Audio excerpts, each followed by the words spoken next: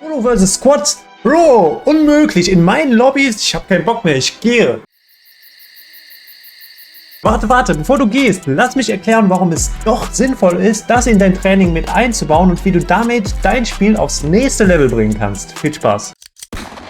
Besonders als fortgeschrittener Spieler kommt man irgendwann auf der Lernkurve auf ein Plateau, wo man nicht mehr so richtig weiterkommt. Genau dann ist die Zeit gekommen, die Komfortzone zu verlassen, neue Reize zu setzen. Ich möchte euch heute anhand meines eigenen Gameplays zeigen, wie ihr das machen könnt und wie ihr euch weiterentwickelt. Let's go! Okay, let's go! So, Freunde, und damit gehen wir jetzt rein in insgesamt 2 Runden, die ich euch zeige. In der ersten Runde gehe ich so ein bisschen auf allgemeine Dinge ein und auch auf das Gameplay. Und in der zweiten Runde dann nochmal verstärkt aufs Gameplay. Also Solo gegen X, ne? Also egal ob Solo-Duo, Trio oder Solo-Squad, bringt euch ab einem gewissen Punkt auf das nächste Level. Und ihr seht hier zum Beispiel, ich lande natürlich immer auf einer Kante, um den Fallschirm möglichst spät zu ziehen. Das sage ich in jedem Video, das ist extrem wichtig. Und ich habe, und darauf möchte ich im ersten Schritt so ein bisschen hinaus, oder erstmal, es geht viel um Game Sense, weil ab einem gewissen Level spielt die Game Sense aus meiner Sicht noch eine viel stärkere Rolle. Und wenn man die mehr trainiert, wird man einfach noch zu einem besseren Spieler. Und das ist etwas, was man halt in Solo gegen, wie in diesem Falle Squad, sehr gut lernen kann. Also zuerst die Spots. Ich habe immer so 2, 3 Spots pro Karte. Auf Area 99 ist es hier und den anderen zeige ich euch später. Ich weiß gerade den Namen nicht. Da tue ich mich ein bisschen schwer mit. Sollte ich eigentlich wissen. Egal. Ich lande also immer in denselben Spots. Weil es gibt 2 Möglichkeiten, die ihr machen könnt, die ich euch gerne mitgeben will. Erstens, so wie ich es eigentlich fast immer mache, ich lande immer, abhängig wie die Flugroute ist, an meinem Lieblingsspot. Wenn ich 2, 3 habe, habe ich immer einen Spot, wo dann Action garantiert ist. Wie in diesem Fall. Und das mache ich hier. Und kriege hier jetzt ganz schön Shots, kommen aber noch weg. Also das ist auch ein Thema, wo ich gleich nochmal drauf eingehe. Das ist Einschätzungsvermögen. Dass ich überhaupt hier so nah dran bin an den Leuten, so mitten ins Geschehen gehen kann, liegt einfach daran, dass hier wirklich tatsächlich Bots unterwegs sind. Und dieses Einschätzungsvermögen hatte ich in diesem Moment. Und darauf will ich gleich auch wieder hinaus auf Thema Game Sense. Aber jetzt komme ich erstmal wieder zurück, bevor ich mich hier noch verhaspel, auf die Thema Spots. Wie gesagt, ich lande also gerne in der Action, das ist die eigene Möglichkeit. Da leidet natürlich die Gesamt-KD drunter, weil dann die Wahrscheinlichkeit einfach höher ist, dass man vielleicht keine guten Waffen findet und über den Haufen geschossen wird und dann regainen muss. Ist mir persönlich egal, ich will jetzt keine besonders hohe KD haben, sondern ich will in möglichst kurzer Zeit viele Konfrontationen suchen, um einfach dazu zu lernen. Deswegen lande ich immer in Hot Areas. Ihr könnt es aber auch anders machen, wenn ihr zum Beispiel 2 gute Spots habt und der andere gute Spot liegt jetzt am Ende der Flugroute, dann landet halt da, kennt ihr euch dann auch dort aus, rüstet euch erst aus, holt euch einen Loadie und geht dann in den Fight. Also so grundsätzlich die 2 Möglichkeiten, die ich so empfehlen würde. Eigentlich würde ich sagen, scheißt auf eure KD, geht in Hot Areas und versucht da einfach schöne First Kills zu setzen, wie ich jetzt ja hier. Gut, ist eine einfache Lobby, aber ich habe bereits 6 Kills, werde jetzt hier leider von der Seite geholt. Aber habe 6 Abschüsse und jetzt geht es ja auch darum. Das ist ja ein Thema, was ich immer wieder sage. Regainen, also wiederkommen, kurz Fallschirm ziehen, kurz Überblick verschaffen, sich wieder ausrüsten, dann wieder Informationen sammeln im Sinne von Radar, UAV und wieder in den Fight. Also das ist ein Mechanismus, eine Routine, die man dann entwickelt. Ja? Hot Area, man landet, kriegt vielleicht ein paar Kills, stirbt, man kommt wieder. Regainen. Man landet woanders. Hier jetzt zum Beispiel, ich sehe den im rechten Augenwinkel, aber den kannte ich auch. Kann jetzt ihn holen, pusht jetzt rüber, setzt ihn gleichzeitig unter Druck, weil er seinen Mate retten will, kann ihn aber finishen. Sehe ihn jetzt auf dem Radar. Nach jedem Kill aufs Radar schauen. Krieg jetzt hier leider die Mine ab und der pusht mich natürlich jetzt. Wechselt hier jetzt leider nicht zur MP, was mir wieder das Leben gekostet hat. Mit der MP hätte ich ihn wahrscheinlich gehabt. Er hatte aber auch die Compact. Die Compact ist extrem stark. Im Nahkampf. Auch das sind Informationen, ne? Wenn man die Waffen kennt, dann kann man auch wieder besser nachvollziehen, warum man da down gegangen ist. Klar, die Compact ist einfach stark. Also es ist ein sehr komplexes Gesamtkonstrukt am Ende des Tages, was einen guten Spieler ausmacht, wie ihr seht. Ich habe wieder kurz den Fallschirm gezogen und habe mir einen Überblick verschafft und ziehe jetzt hier an der falschen Kiste mein Loadie. Ich hatte noch nicht Overkill, weil ich Prestige habe deswegen nur eine Waffe. Habe also die MP und suche mir jetzt natürlich Geld, um dann wieder die zweite Waffe zu kriegen. Also, was ich noch ein bisschen vertiefen will, ist also das Thema Game Sense. Ich blende auch mal hier nochmal die Punkte ein, ihr wisst das. Und spätestens, wenn ihr auf unseren Discord joint, da lade ich euch jetzt natürlich herzlich zu ein. Da gibt es auch Coachings von mir oder einer meiner Coaches. Da geht es auch viel um Game Sense am Ende des Tages. Abhängig davon, in welchem Skill ihr euch natürlich bewegt. Aber jeder von uns, selbst der beste Spieler der Welt, kann daran arbeiten, daran besser zu werden. Es ist ja also beispielsweise die Awareness, das Bewusstsein, es ist das Situationsbewusstsein, also verstehen, was geht gerade ab in der Situation, die richtig einschätzen zu können. Dann gibt es aber auch nochmal das Einschätzungsvermögen, da komme ich gleich auch nochmal drauf zu sprechen. Also zu wissen, wie gut sind denn jetzt meine Gegner, die ich sehe. Ich sehe jetzt hier oben auf dem Radar welche. Ich pirsch mich da beispielsweise jetzt hier an, gucke, habe jetzt kurz eine Trigger-Disziplin, habe jetzt nicht geschossen. Kann ihm jetzt einen Shot setzen, kann ihn auch direkt finishen, guck aufs Radar. Meine Einschätzungsvermögen jetzt, ich bin noch vorsichtig. Den habe ich ja easy holen können. Ich konnte ihn nicht lange genug beobachten, sage ich mal, um seinen Skill einschätzen zu können. Jetzt höre ich aber hier unten ein, sehe da ein, er ist One-Shot. Er hat sich also nicht plattiert, obwohl er eigentlich Prestige 18 ist, das heißt aber ja auch nicht immer was. Und höre jetzt die Steps. Ich glaube, ich habe 2 auf dem Radar gesehen, push hier runter, weil ich den hier gehört habe, kann ihn holen. Ja? Also mein Einschätzungsvermögen ist auf jeden Fall so, dass ich es aufnehmen kann gegen die sind nicht so stark. Hab hier nachgeladen, das ist aber nicht durchgegangen, wie ihr gesehen habt. Das Nachladen und bin leider down gegangen. Das war in dem Falle doof. Ich habe dieses Perk Zusammenblicken, dass ich mit einer Hand plattieren kann. Hatte vorher nachgeladen, dann zu früh plattiert, hat er die Nachladeanimation nicht durchgezogen, sodass ich dann ja nicht komplett nachgeladen habe und deswegen in dem Zweikampf down gegangen bin. Aber das ist Thema Nachvollziehen. Ne? Das ist etwas, was ich gerade mache, während ich es euch erkläre. Ich mache es aber auch schon während des Games oft oder danach, weil ich es ja eh alles aufnehme und gucke mir an. Ich habe gerade wieder einen gesehen. Habt ihr das gesehen? Der hat mich 100% gesehen. Er hat ja auch gemerkt wahrscheinlich, dass ich wiedergekommen bin. Jetzt pusht er noch raus, hat die perfekte Position auf mich, macht aber nichts draus. Alles so Kleinigkeiten, um ja, Gegner einzuschätzen. Ja? Auch Timings, Informationsverarbeitung, Ressourcenmanagement, Positioning, Merkfähigkeit. Alles Dinge, die in die Game Sense mit einspielen. Auch hier habe ich den ja kurz zuvor ja gesehen. Er hätte mich eigentlich da fast holen können, da wäre ich vielleicht noch so gerade weggekommen, dann hätte ich ihn auch nicht mehr gepusht, weil dann hätte ich ihn eingeschätzt als guten Spieler. In dem Moment nicht. Also ihr versteht, glaube ich, so ein bisschen, worauf ich hinaus will. Ist jetzt gerade ein bisschen schwer, die Situation zu beschreiben und das Allgemeine zu beschreiben, aber ich denke, es kommt ein bisschen rüber. Da kriegt man immer mehr Gefühl für als erfahrener Spieler. Und wir kommen jetzt auch gleich nochmal in ein Thema, und zwar jetzt, was ich dann auch falsch mache. Ich bin gespannt, ob euch das jetzt auch schon auffällt. Könnt ihr euch jetzt mal ja zur Aufgabe machen. Hier ist ja offensichtlich jetzt wieder ein Team. Es kommt einer runter, den kann ich nicht holen, ich kriege gleichzeitig Shots. So, ich komme ganz gut weg. Also jetzt frage ich euch, was sind das für Gegner? Nicht so gute, oder? Ich wäre da nicht weggekommen, wenn es ein guter Gegner gewesen wäre. So, kann ihn hier ausspielen, immer in Bewegung bleiben beim Rufen, ne? Beim Schießen, seht ihr gerade. Nicht stehen bleiben beim Schießen, ganz wichtig. Auch jetzt immer ein bisschen so auf Zack bleiben, immer ready sein. So, ich habe auf dem Radar 2 oder 3 Punkte gesehen, weiß ich gerade nicht mehr. Er ist nicht alleine. Sie pushen mich aber nicht direkt. Ich schätze sie als schlechte Gegner ein. Die könnten mich doch einfach überrennen. Ich hätte keine Chance. Machen sie nicht. Also bin ich in dem Moment in dem Modus, ich kann es mit denen aufnehmen. Aber was fällt euch noch auf dem Radar? Erstens, ein gegnerisches Radar ist an. Zweitens, es sind nur noch 30 Sekunden, bis die Zone schließt. Ich bin am Rand der Zone. Ich kann ihn jetzt holen. Krieg Shots von hinten, kommt wieder weg. Ja, mein Einschätzungsvermögen ist richtig, dass es nicht so gute Gegner sind. Ganz klar. Ich kann es hier aufnehmen. Er kommt nicht. Ich finish ihn, kann jetzt auf dem Radar sehen. 3 Leute. 2 auf meiner Ebene, einer über mir. Und jetzt kommt noch einer runter. Also, was muss ich jetzt machen? Und ich hab's nicht gemacht. Es ist ganz klar. Es sind jetzt 4 Leute hier auf dem Dach. Und ich aim da immer noch rum. Also ganz ehrlich, ganz klarer Fehler von mir. Ich hätte jetzt längst rotieren müssen. Jetzt kommt die Zone und ich komme jetzt in Bedrängnis. Wäre ich früher rotiert, einfach nur rechts auch hier oben hin, auf dieses Dach, dann hätte ich die einfach abfangen können. 4 Leute, während sie zu spät rotieren. Und das ist der Unterschied zwischen einem Deki und einem Aimfuchs. Ja, und einem Profi und einem Amateur, sage ich mal. Das zu erkennen, ich kann zwar hier jetzt noch den Repeak holen und ihn noch holen, aber ihr werdet jetzt sehen, ich gehe jetzt hier raus, oh, da ist einer, gehe wieder rein, gehe wieder raus, repeake ihn, ja, okay, 3 Leute, einer war noch hinter mir, keine Chance. Gut, Wiederauferstehung ist noch an. 15 Kills übrigens schon, eigentlich eine sehr starke Runde soweit.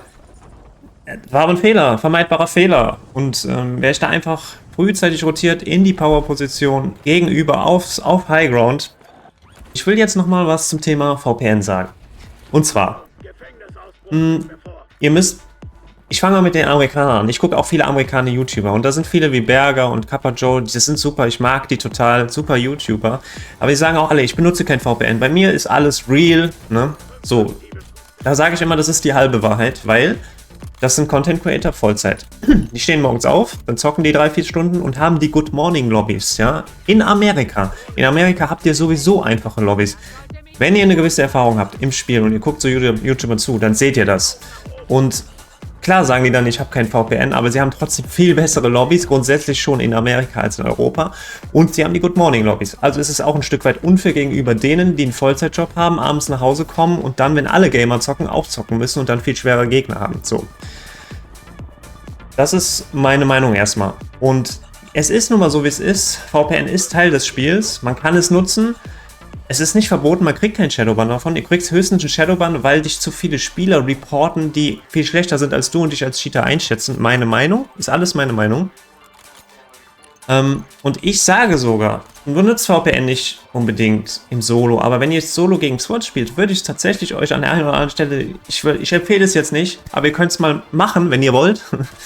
Für mich geht es einfach darum, dass man in Solo gegen Squads auch in Situationen kommt wie eben, dass ich auch wirklich ein 1 gegen 4 erspielen kann und auch eine gewisse Chance habe, um die Mechanismen zu festigen, wie aufs Radar gucken, Einschätzungsvermögen und all diese Dinge, damit ich das auch üben kann. Wenn ich ständig gute Teams habe, dann kommst du gar nicht in die Situation, das zu üben. Und deswegen, ja, es ist so ein bisschen zwiegespaltet, wenn man das so sagt. Auch wenn ich jetzt auch mal die Seite von Activision beleuchte. Für Activision wäre es doch ein leichtes, das kann mir jetzt keiner erzählen, jeder Programmierer würde mir bestimmt zustimmen, wäre es doch ein leichtes zu erkennen, ob der Nutzer VPN benutzt oder nicht. Aber Ricochet oder sie machen es nicht. Und warum machen sie es nicht? Das hat einen Grund. Und meiner ist, oder ich bin der Meinung, ja, den Grund zu kennen. Und ich habe mir hier einen Satz aufgeschrieben, den ich jetzt gerade mal suche. SBMM bestraft gute Spieler, aber rettet Call of Duty. Habe ich irgendwo mal gelesen in den Tweet. Und das ist so. Also Spieler mit einer kleiner 1er KD, die haben ihren Spaß und für die werden geschützt. Und das sind 90% der Leute. Also so wie du und ich, die jetzt viel mit Call of Duty spielen, auch ganz gut sind und sich viel damit beschäftigen, ist die Minderheit. So. Und worum geht's? Activision um Geld verdienen. So, das heißt, die Spieler wollen sie schützen. Dafür gibt es SBMM. Die guten Spieler denkt sich Activision ziemlich sicher, ja, die können ja VPN nutzen, dann haben die auch mal ihren Spaß. Und somit verlieren die nicht ganz alle guten Spieler und vor allem auch die Content Creator nicht.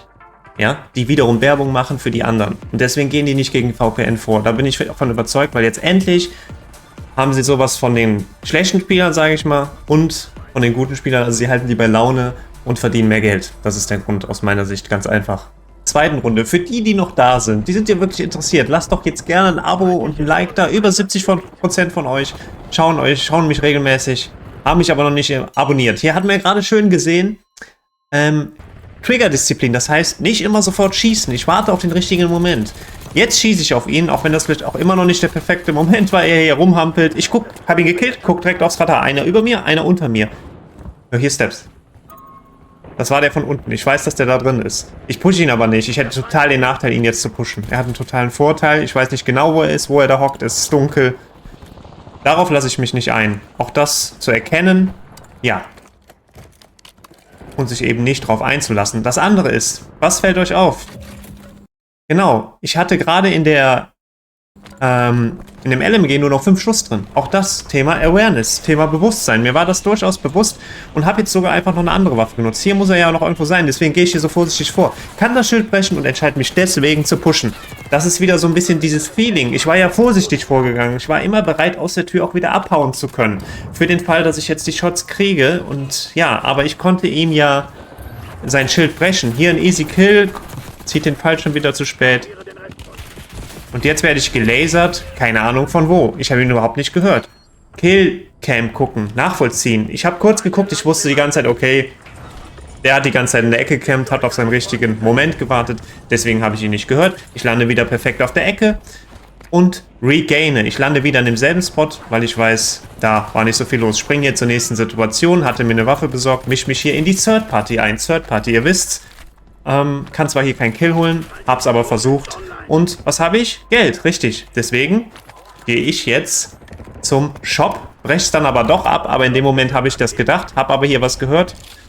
Habe mich deswegen entschieden, hier hochzugehen. Sehe ihn, kann ihn gute Shots setzen. Jetzt kommt Thema Map-Kenntnisse. Ich weiß, ich kann hier runterdroppen, da hinten ist die Treppe und jetzt müsste ich ihn hier ums Eck sehen. So.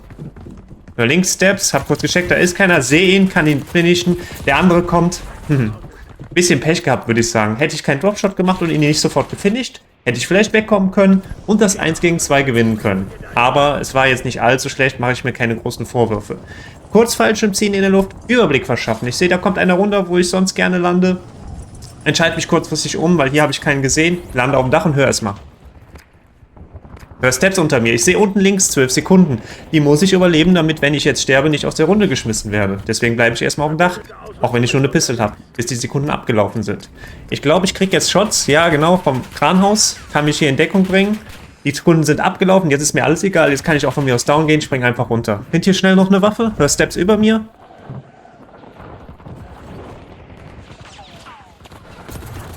Kann mir noch einen Easy Kill mitnehmen. Weiß, 2 Leute sind hier drin. Mir ist alles egal gerade. Werd hier zerstört. Egal. Regainen, wiedergekommen. Am Lodi gelandet. Hab jetzt eine schöne Waffe. Hab $2000. 12 Sekunden laufen. Die muss ich unbedingt überleben. Hab Platten gefunden. Einfach ein bisschen weiter looten. Situation verstehen. Auch hier hätte ich Trigger-Disziplin nutzen sollen. Direkt auf ihn schießen? Weiß nicht. Aber er hatte mich halt schon angeguckt. Ja. War so okay, sage ich mal, die Situation. Bleib hier stehen. Bin ich ehrlich, war ein bisschen sass, aber ja, vielleicht hat er mich gehört. Wieder Regain. Ihr seht, sterben, sterben, sterben. Das ist einfach ein Prozess. Ja, das ist völlig normal. Es gibt Runden, da stirbt man total häufig, hat wenig Kills, aber gewinnt vielleicht, wie wir am Ende sehen. Oder es gibt Runden wie zuvor, man stirbt etwas weniger und hat sehr viele Kills und gewinnt vielleicht auch nicht. Also, ich sage euch, so ein Sieg solo gegen Squad, um das mal aus dem Raum zu schaffen, das ist vielleicht einer von 20, 30 Runden. Also, das passiert jetzt nicht am laufenden Band. Das seht ihr ja auch bei den Streamern, wenn ihr denen mal zuschaut und nicht nur die YouTube-Highlights schaut. So. Bin ich kurz vom Thema abgewichen, aber ich habe mir hier wieder was gekauft. Ich habe meine Waffe gekauft. Ich habe zwar keine Perks, aber ich glaube beide oder 2 gute Waffen. Portable Radar, sage ich euch auch ständig, nutzt das. Ich kann jetzt hier aus dem Highground sehen, unter mir ist einer. Kann hier fast einen Easy Kill machen. Leider kommt er weg und ich ver-aim etwas. Egal, kriegt natürlich einen Shot. Ein Snipe-Shot. Das ist immer gefährlich auf Area 99, deswegen sage ich ja immer, am besten immer in Bewegung bleiben und hier ist der Spot auch nicht immer der beste, gerade deswegen. Steps. Sehe ihn. Kriegt die übelsten Shots. Lauf weg. Müsst mich eigentlich jetzt plattieren. Mache ich nicht. Eigentlich ein Fehler. Er pusht mich aber nicht, mir nicht direkt hinterher. Einschätzungsvermögen. Das ist ein guter Spieler. Hör ihn. Geh nicht die Leiter hoch, sondern links hier hoch. Map-Kenntnisse. Hör ihn unter mir. Er ist auf jeden Fall auf der Suche nach mir. Es ist ein Zweikampf gerade. Kann ihn hier sehen. Gute Shots setzen. Hab Highground. Kann ihn richtig low schießen. Ihr würdet hinterher pushen, oder? Nicht hinterher pushen. Ich hab Highground. Geduld. Er kann ja kommen. Wenn ich hinterher gepusht wäre, er war die Tür rein. Er hat sich währenddessen plattiert. Ich weiß nicht genau, wo er ist. Ich hätte keine Chance gehabt. Nächste Situation, ein bisschen weiter gespult. Ich habe ihm gute Shots gesetzt und nutze die Situation, um auf Power-Position zu kommen. Schaut aufs Radar. Er hat die perfekte Position. Ich gehe ganz bewusst diesen Fight ein. Und die Shots, die ich ihm gesetzt habe, dieses kleine Zeitfenster, habe ich genutzt, um rüber pushen zu können. Er wurde noch von der anderen Seite beschossen. Kann ihn hier holen. Und habe jetzt die perfekte Ausgangssituation fürs Endgame. Ihr wisst ja, rotieren in möglichst eine Power-Position, wenn möglich mit Highground. Es ist nicht immer die Mitte der Zone die beste Position. Spielt eine Erfahrung eine Rolle. Von wo die Zone moved und. Kann ihn hier Shots setzen. Hier kommt wieder ein Geschenk von oben. Keine Ahnung, was er gemacht hat. Wenn er das macht, dann sollte er auf jeden Fall auf der Kante landen und ganz spät den Fallschirm ziehen. Hat er auch nicht gemacht, also easy kill. So, jetzt kommt hier der Cluster. Reagiere relativ schnell. Kann noch wegkommen. Hab eine Gasmaske, auch wichtig. Und was habe ich noch? Immer einen Instrumentencheck machen. Richtig, ich habe ein PDS. Und ein PDS ist in solchen Situationen Gold wert. So, Wie viel leben noch? Es leben noch 2 gegnerische Teams und 4 gegnerische Spieler. Ich sehe hier einen. Durch das Perk kann ich ihn durch die Smoke tracken, kann ihn holen. Ein Team lebt nur noch und ich, also ein 1 gegen 3. Alles Situationsbewusstsein, währenddessen verstehen. Die sind alle unter mir, die werfen eine Nade, die wissen natürlich, dass ich oben bin. Ich habe Highground, ich habe die perfekte Position. Das sind gute Spieler, wie ihr sehen werdet. Aber jetzt kommt gleich dieses klassische, jeder will mich von den dreien. Und das mache ich mir zunutze. Ich nutze den Vorteil, also sprich meine Position aus, sehe ein, kann gute Shots setzen, Waffen wechseln, kann ihn knocken. Sniper, war ganz gefährlich, aber ich habe es geschafft. Weiß, dass da ein Sniper ist? Er hat mich eben schon nicht getroffen. Ich challenge ihn. Kann ihn holen, finishen. Der andere liegt da noch genockt. Aber offensichtlich hat er kein Self-Revive, sonst würde er sich nämlich schon wieder beleben. Also ein 1 gegen 1,5, ein 1 gegen 1 nur noch. Ich habe Highground, ich habe ein PDS. Wichtig, Merkfähigkeit, dass man das weiß und nutzt. Also Geduld bleiben, Highground auf keinen Fall verlassen. Er muss unter mir sein. Da ist er, habt ihr gesehen? Ich ziehe mein PDS, ich nutze die Situation. Er muss rausmoven in die Zone, ich habe Heiko und er hat keine Chance. Also ihr seht, es kann ganz einfach sein, indem man braucht kein krasses Aim, mit einer guten Game Sense und strategischen Spielen kann man solche Siege holen und man setzt die Gegner einfach schachmatt, indem man solche Powerpositionen am Ende erspielt. Und dann kann das klappen. Wenn du bis hierhin geschaut hast, hat es dir offensichtlich gefallen, lass jetzt gerne ein Abo da, um mich zu unterstützen. Und wenn du dich selbst noch mehr verbessern willst, dann komm doch gerne in unseren Discord. Dort kannst du mit Gleichgesinnten zocken oder auch von mir zum Beispiel ein Coaching erhalten. Wenn du jetzt wissen willst, wie so ein Coaching abläuft und wie das ungefähr aussieht, dann schau dir jetzt unbedingt dieses Video an.